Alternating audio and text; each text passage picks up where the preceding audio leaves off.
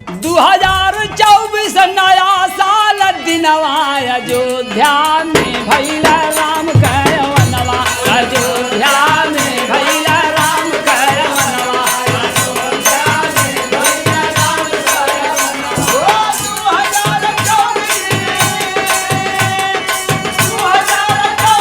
नया साल दिनवा अयोध्या में भैला राम करवनवा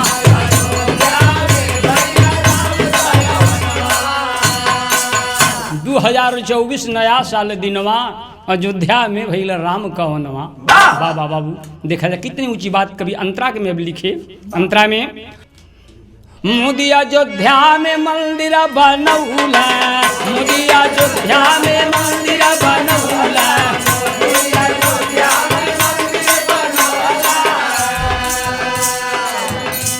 और देखा अयोध्या का गरिमा बढ़ौलन देखा अयोध्या का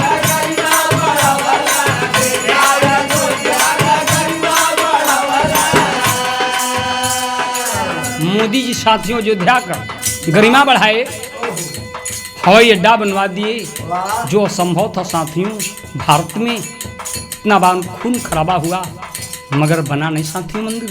मगर मोदी जी बाबर हुमायूं का ईंट का जवाब पत्थर से दिए।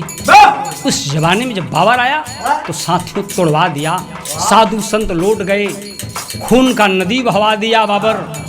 मगर हिंदू रोते रह गए साधु संत कि सरकार ऐसे मत करें हिंदुओं का परंपरा धर्म है ये मंदिर है ऐसा न करें। मगर माना नहीं साथी। तो ऊंची बात कभी लिखे क्या लिखे आर बाबर हुमायूं का तोड़ला गुमनवा अयोध्या में भैला राम करवनवा अयोध्या में भैला राम करवनवा अयोध्या में भैला राम करवनवा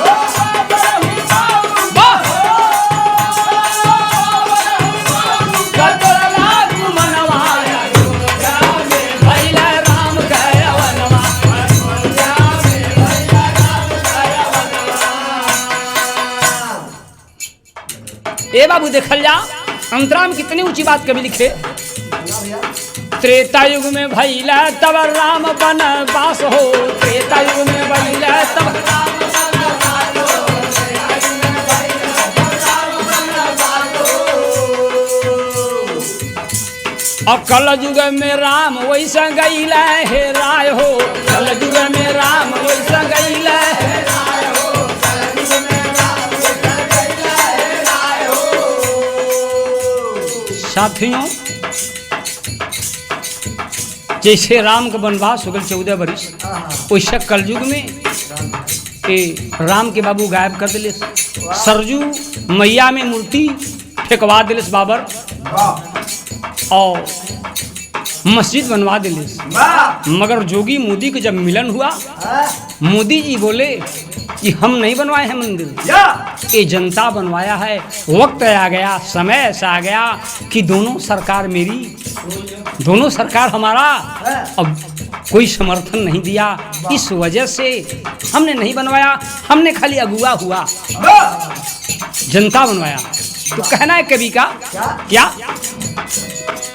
अरे मोदी और जोगी का अरे मोदी और जोगी का अरे भैला मिलनवा अयोध्या में भैला राम करवनवा अयोध्या में भैला राम करवनवा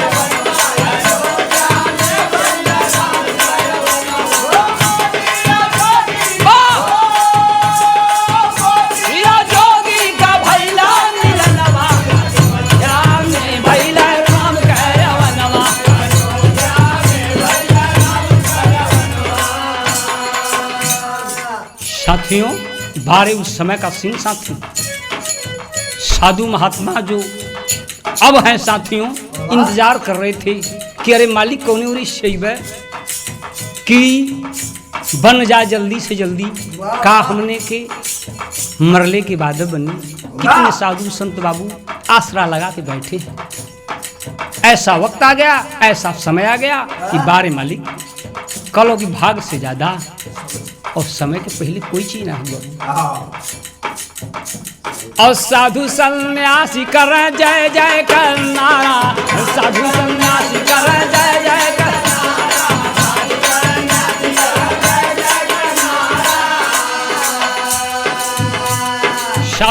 कहने लगे कि नहीं नहीं, मोदी जोगी के हम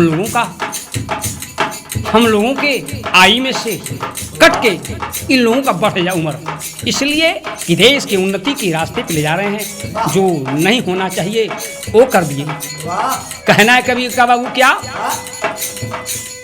साधु सन्यासी कर जय जय कर नारा, साधु सन्यासी कर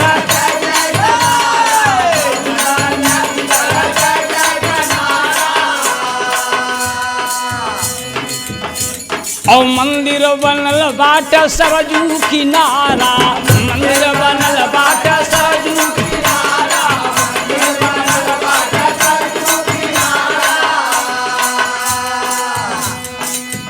अंतिम गुरु के लाइन का बाबू जो लिखे हैं, हम तो गा रहे हैं समाज में बाबू, आप लोग प्यार दुलार से सुनी है कि अरे लिखा छेदी खंजाट गाँव गनवाया, अयोध्या में भैला राम का